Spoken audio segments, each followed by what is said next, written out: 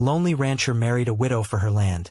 Her wedding gift made him leave that night. The courthouse in Cedar Ridge smelled like old wood and the ghosts of 1,000 broken promises. Daniel Reed stood at the back of the room, his hat in his hands, watching Elizabeth Harper sign her name to papers that would make her his wife. The ink was still wet on the documents when she looked up at him with eyes that had seen too much loss for a woman of 32. "You ready for this?" she asked, her voice quiet as morning frost. Daniel nodded, though his throat felt full of dust. He had been ready for 3 years, ever since the drought started eating his cattle and turning his pasture into a graveyard of brown grass and bleached bones. A man could only watch the sky refuse to rain for so long before he had to make choices that sat heavy in his chest. The judge was a thin man with wire glasses and hands that shook when he read from the book. He had married dozens of couples just like them. Desperate people making desperate deals in desperate times. Love was a luxury in the territory of Arizona, and survival was the only currency that mattered. "Do you, Daniel Reed, take this woman to be your lawful wedded wife?" The words echoed in the small room like gunshots.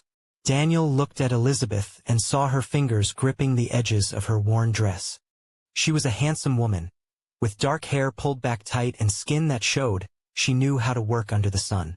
Her first husband had died 2 winters ago, leaving her with 300 acres of good grazing land and a debt that grew larger every month like a tumor. "I do," Daniel said. "Do you, Elizabeth Harper, take this man to be your lawful wedded husband?" Elizabeth's pause lasted only a heartbeat, but Daniel felt it like a stone dropped into still water. She knew what this was. They both did. This was not about love or promises or the kind of dreams young people carried in their hearts.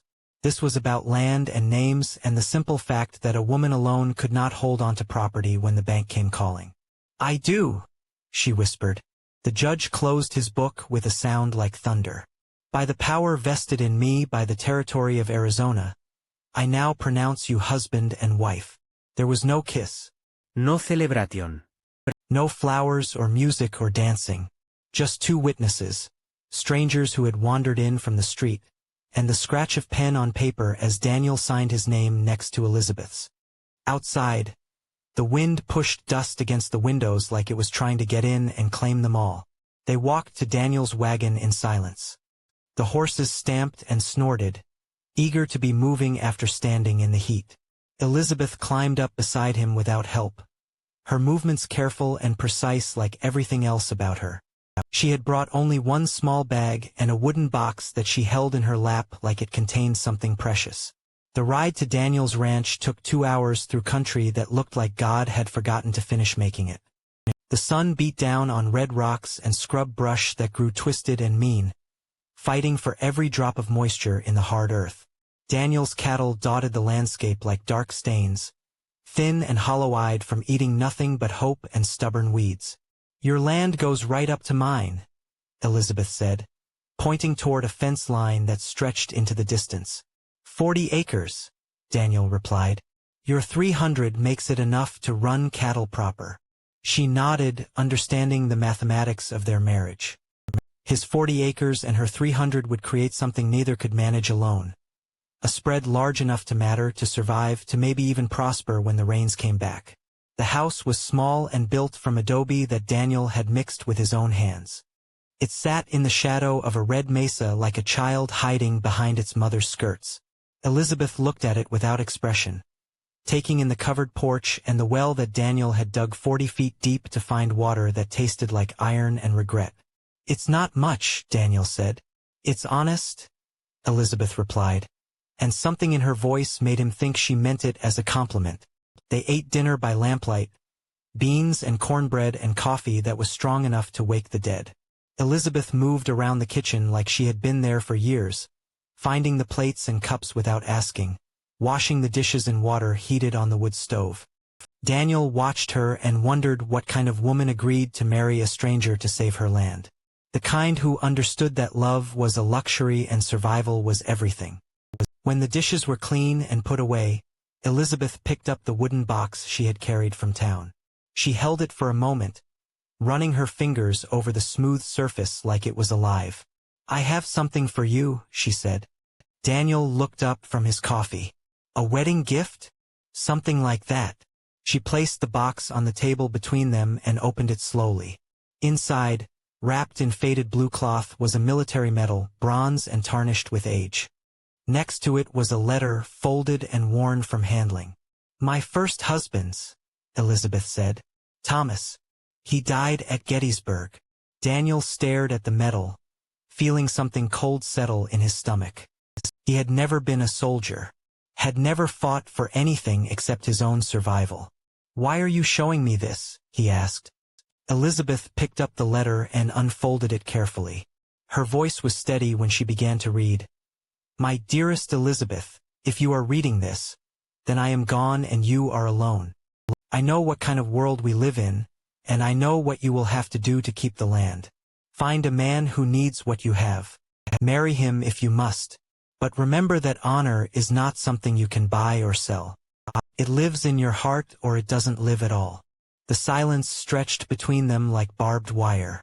Daniel felt his face burning with shame, understanding now that Elizabeth knew exactly what kind of man he was.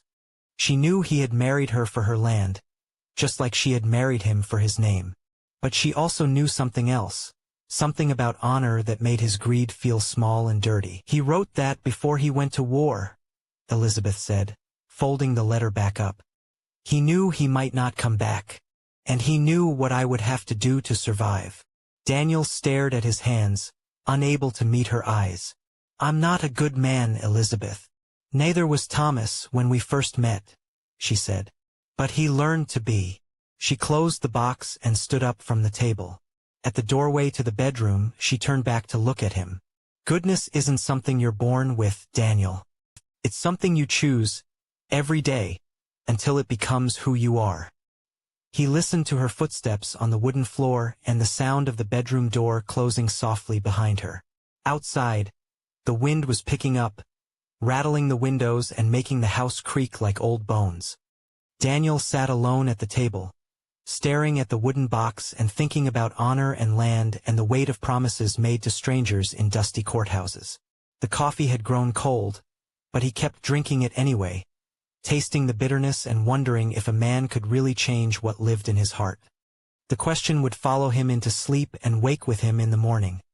Heavy as the drought that had brought them together, patient as the land that would test them both. Daniel left before dawn broke over the mesa, riding into darkness that felt thicker than the shame in his chest. The horse's hooves made soft sounds in the dust, and each step took him further from the woman who had seen through his lies without saying a word. Elizabeth's wooden box sat in his saddlebags like a weight that pulled at his soul, heavier than any burden he had ever carried. The stars overhead were cold and distant, offering no comfort to a man who had married for land instead of love. Daniel knew what he was running from, but he couldn't name what he was running toward. The horse found its own way through the scrub brush and rocks, following paths that coyotes and cattle had worn into the hard earth. By the time the sun painted the eastern sky the color of old blood, Daniel had covered 10 miles of rough country. His horse was breathing hard, and sweat darkened the animal's neck despite the cool morning air.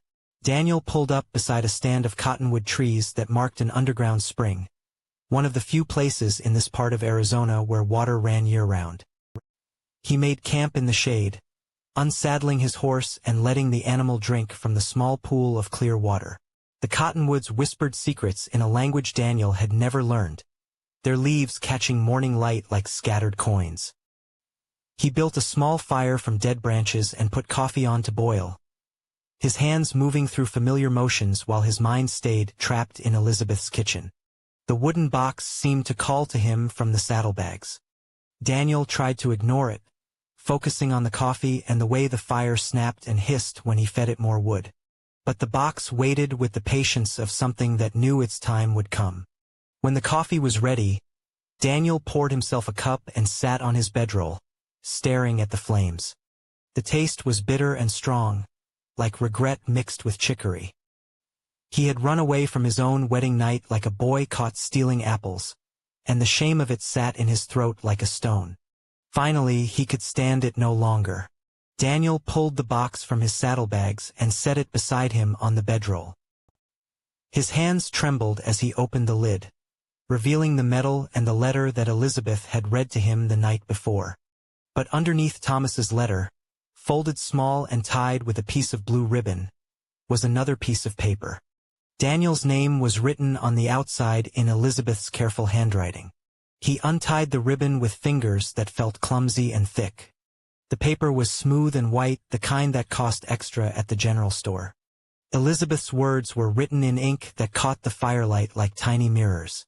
"Dear Daniel," the letter began, "if you are reading this, then you have done what I expected you to do.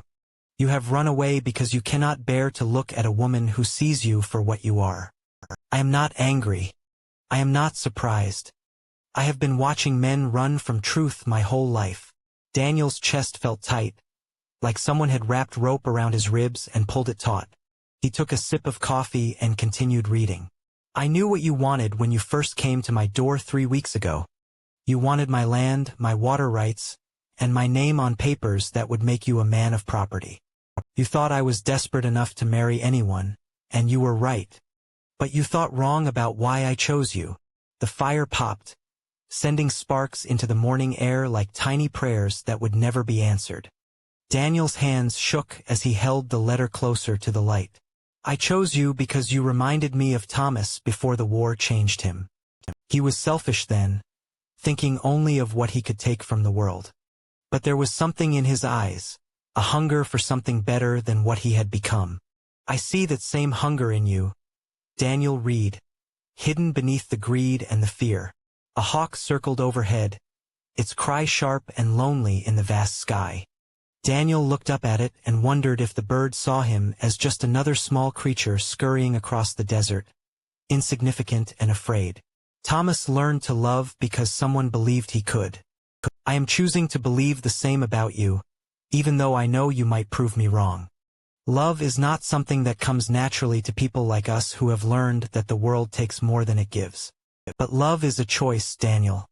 It is something you decide to do, day after day, until it becomes as natural as breathing." The coffee had grown cold in Daniel's cup, but he barely noticed. Elizabeth's words seemed to burn themselves into his memory. Each sentence a small blade that cut through the lies he had been telling himself. "I do not expect you to love me today, or tomorrow, or even next month. But I hope someday you will choose to try. I hope someday you will decide that a woman's heart is worth more than her land, and that honor is more valuable than water rights. Until then, I will wait. And if you never come back, I will understand that too." The letter was signed simply, Elizabeth. Daniel sat in the morning sun, holding the paper and feeling something crack inside his chest like ice breaking up on a winter pond. He had thought himself clever, marrying a desperate widow for her property. But Elizabeth had seen through his schemes from the beginning and chosen him anyway, not because she was fooled, but because she believed he could become something better than what he was. The fire had burned down to coals, and the coffee pot sat empty beside the ashes. Daniel's horse grazed nearby, pulling at sparse grass with the contentment of an animal that trusted its owner to make the important decisions. The sun climbed higher, and the desert began its daily transformation from cool sanctuary to burning furnace. Daniel folded the letter carefully and put it back in the box with Thomas's medal. He sat for a long time, watching the shadows shorten and listening to the cottonwood leaves whisper their ancient secrets. Somewhere in the distance, a coyote called to its pack, the sound thin and wild and full of longing. The question that had followed him from Elizabeth's house grew heavier in the morning light. Was he the kind of man who could learn to choose love over land, honor over advantage? Or would he prove Elizabeth wrong and become just another disappointment in a world already full of them? The desert stretched in all directions, offering no answers, only the endless choice between moving forward and staying still. 3 months had passed like seasons in a drought, slow, relentless, and marked only by the accumulation of small changes that meant everything and nothing at all. Daniel's hands had grown harder during those months, the soft places worn away by rope and leather, by the honest weight of tools that built instead of destroyed. He had worked for men whose names he barely knew, moving cattle through valleys that stretched like prayers toward distant mountains, mending fences that belonged to strangers, learning the rhythm of labor that served something larger than his own hunger. The money came slow but clean. Each coin carried the weight of sweat earned under an unforgiving sun, of dawn rising over camps where men spoke little but meant what they said. He had slept on ground that wasn't his, eaten beans from cans shared around fires that crackled with the comfortable silence of men who understood that some things didn't need speaking. These were not the desperate camps of his past, where every face held the sharp edge of desperation. These were working men, tired men, men who had found their small corner of purpose in a world that offered precious little of it. But the work had done more than fill his pockets. It had filled something deeper, some hollow place that had echoed with emptiness for so long he had forgotten it was there. Each fence post driven straight, each stray calf guided back to the herd, each honest day's labor completed without the bitter taste of shame. These small victories had accumulated like pebbles in a jar, until one morning he woke and realized he could look at his reflection in the water without turning away. Still, the road back to Elizabeth's farm stretched before him like a question he wasn't ready to answer. He had ridden past the turnoff twice, continuing on to jobs that took him farther from the valley where he had left pieces of himself scattered like broken glass. Each time, he told himself he needed more time, more money, more proof that he had become someone worthy of facing the wreckage he had left behind. The third time, his horse seemed to make the decision for him, turning down the familiar path without being asked, as if even the animal understood that some journeys could only be delayed, never avoided. The valley opened before them like a memory made real. The same rolling hills touched gold by the late afternoon sun. The same creek winding silver through meadows that had once seemed to hold all the promise in the world. But as he drew closer to the farmhouse, the signs of struggle became impossible to ignore. The fence posts leaned at angles that spoke of neglect, wire sagging in places where cattle had pressed through to forage in fields that should have been protected. The barn door hung askew on hinges that had given up their grip on straight and true. Weeds grew tall where once neat rows of vegetables had lined the path to the house, and the garden Elizabeth had tended with such careful attention showed the brown patches of crops that had failed for want of proper care. The house itself seemed smaller than he remembered, as if the weight of abandonment had pressed it down into the earth. Paint peeled from the wooden siding like old skin, and one of the porch steps had broken through, leaving a gap that spoke of small disasters left unrepaired. Smoke rose thin and hesitant from the chimney, a sign of life that somehow emphasized how tenuous that life had become. Daniel sat his horse at the edge of the property, taking in the full measure of what his leaving had cost. This wasn't just neglect. This was the inevitable result of one person trying to do the work of two, of pride and stubbornness battling against the simple mathematics of survival. Elizabeth had always been strong enough to run this place when her husband lived, strong enough to face down the drought and the lean years that followed. But strength had its limits, and those limits were written in every sagging fence rail, every failed crop row, every small repair left undone until it became a larger problem. He dismounted slowly, his legs stiff from the long ride, and tied his horse to the hitching post that still stood straight and solid, one of the few things that hadn't surrendered to time and circumstance. The sound of his boots on the wooden porch seemed too loud in the stillness, each step announcing his presence like a bell tolling. He didn't knock. Instead, he stood there for a long moment, listening to the sounds of the farm, the creak of loose boards in the wind, the distant lowing of cattle that sounded fewer than he remembered, the whisper of grass grown too tall in places where it should have been cropped short. When Elizabeth appeared in the doorway, she looked older than 3 months should have made her. Her face was thinner, carved by worry and sleepless nights into something more angular than he remembered.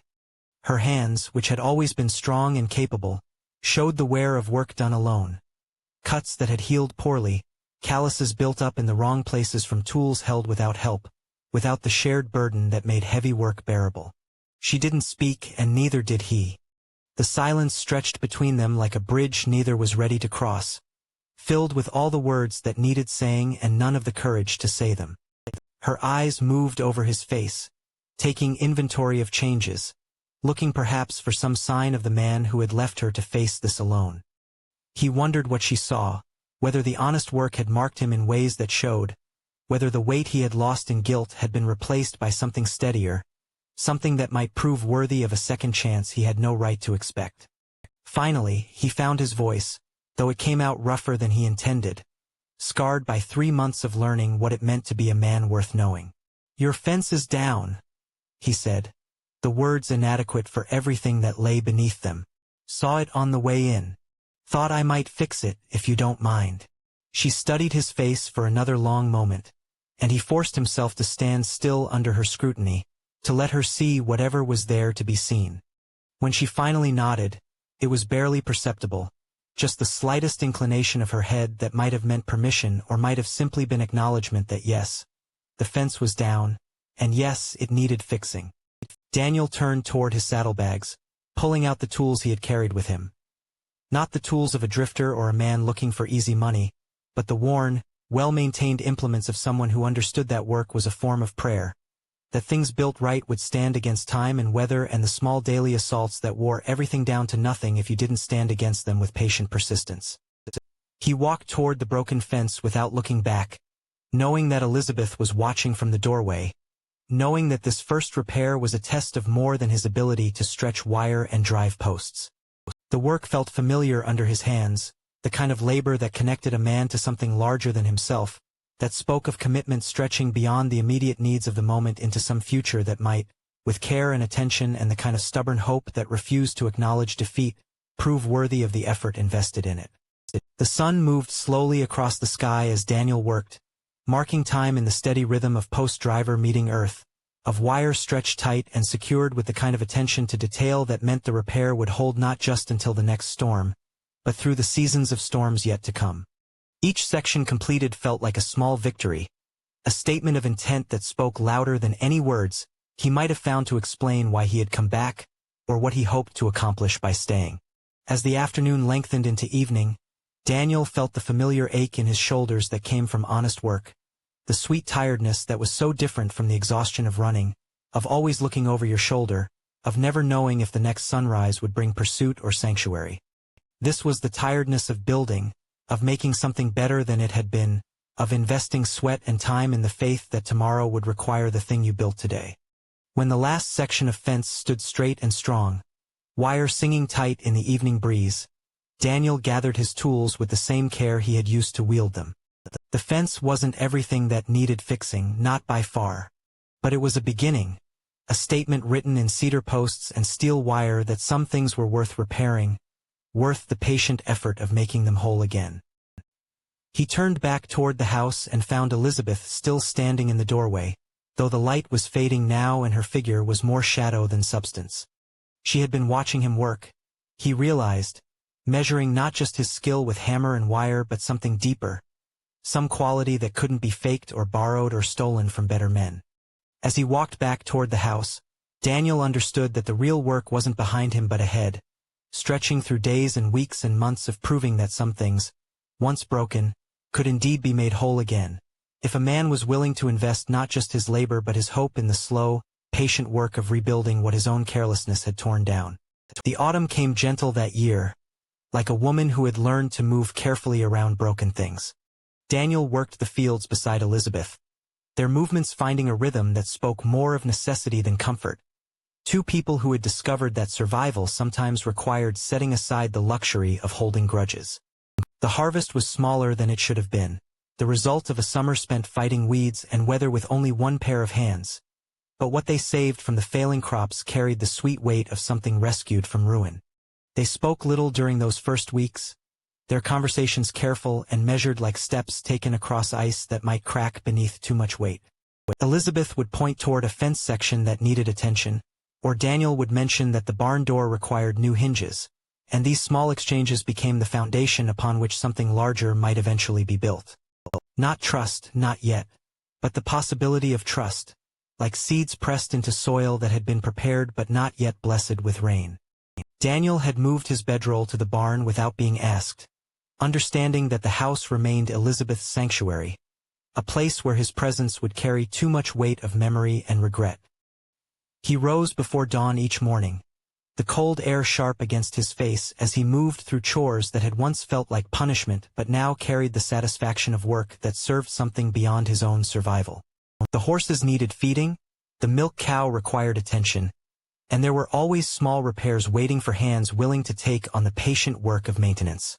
Elizabeth watched him from the kitchen window as he worked, her eyes following his movements with the careful attention of someone learning to read a book written in a language she had once known, but had forgotten during the long months of his absence.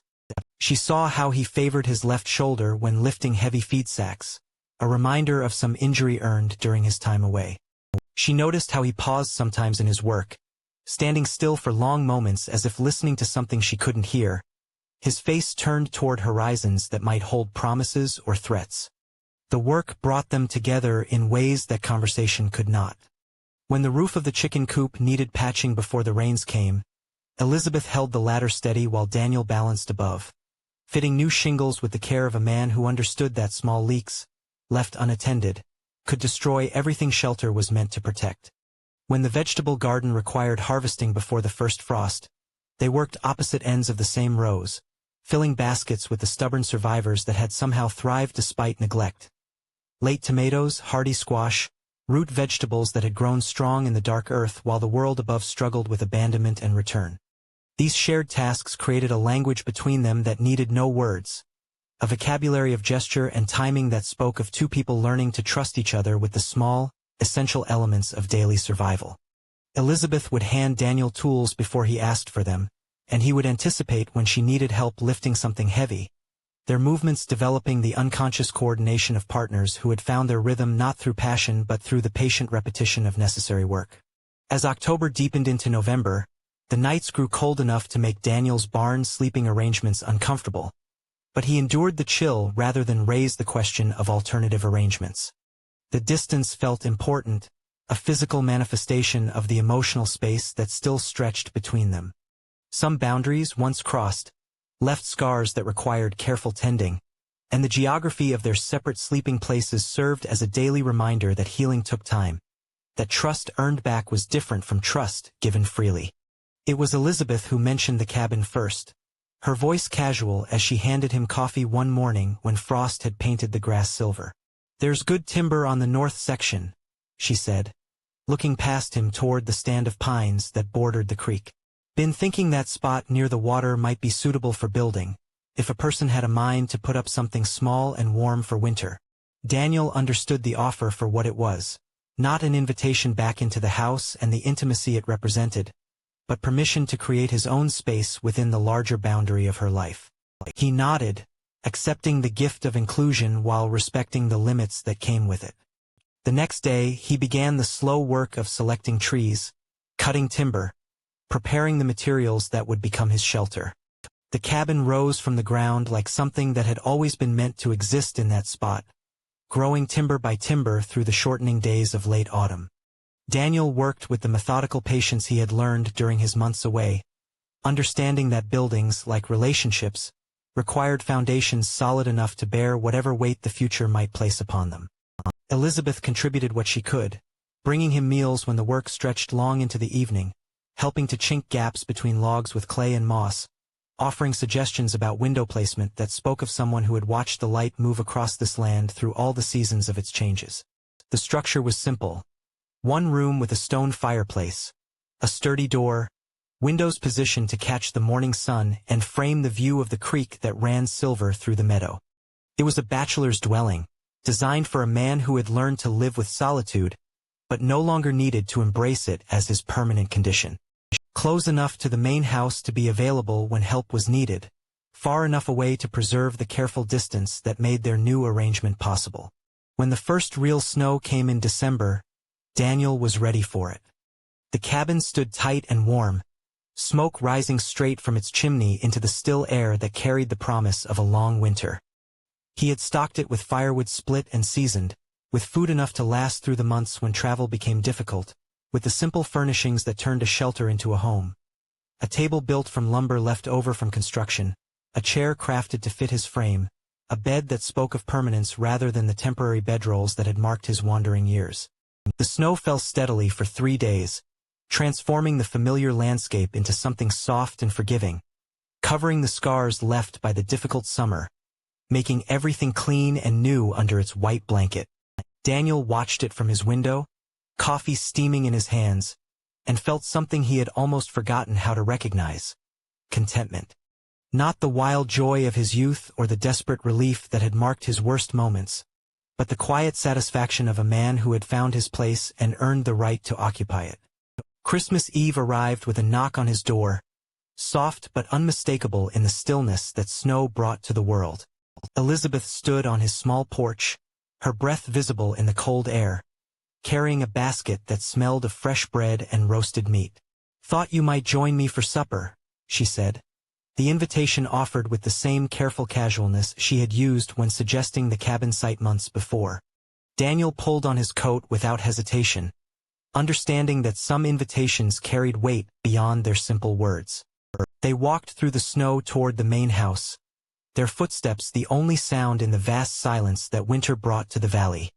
The windows of the farmhouse glowed warm against the darkness, promising shelter and companionship, the fundamental human comforts that made survival something more than mere existence.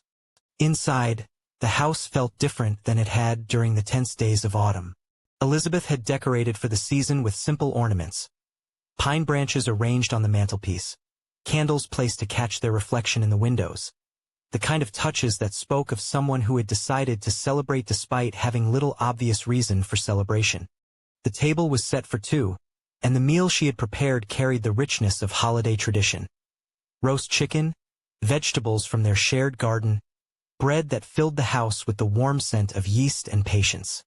They ate slowly, the silence between them different from the careful quiet of their working days. This was comfortable silence, the kind that existed between people who had learned they could share space without filling it with words, who had discovered that companionship was as much about mutual presence as it was about conversation. Daniel found himself noticing details he had forgotten: the way Elizabeth tucked a strand of hair behind her ear when she was thinking, the particular way she held her fork, the small smile that touched the corners of her mouth when something pleased her. After supper, they moved to the sitting room where a fire crackled in the hearth, casting dancing shadows on the walls that had once witnessed their shared hopes and dreams. Elizabeth settled into her chair, the same one she had occupied during their married years, while Daniel took the chair opposite, close enough for conversation, far enough away to respect the boundaries that still existed between them. They didn't speak of the past or make promises about the future. Instead, they simply sat together, watching the flames consume the seasoned wood, listening to the wind that whispered around the eaves and rattled the windows with gentle persistence. The silence held no awkwardness, no pressure to fill it with explanations or apologies. It was the silence of two people who had learned to be comfortable with themselves and, perhaps, were beginning to be comfortable with each other again. As the fire burned lower, Daniel understood that something had shifted between them, some small but significant movement toward a possibility neither of them was ready to name. It wasn't forgiveness, that remained a luxury they couldn't yet afford. It wasn't love, at least not the passionate, unexamined love of their youth. But it was something else, something that might prove more durable. The recognition that love, when it survived great damage, became less about feeling and more about choosing, day after day, to build something together that was worth the patient investment of two people who had learned that the best things in life required tending. So that's the story for today. If you enjoyed this, don't forget to like, share, and subscribe to our channel for more amazing stories. On a scale of 10 to 0, how would you rate this story? And let us know in the comments where you're watching from. We'd love to know. We'll see you in the next video. Until then, stay happy and take care.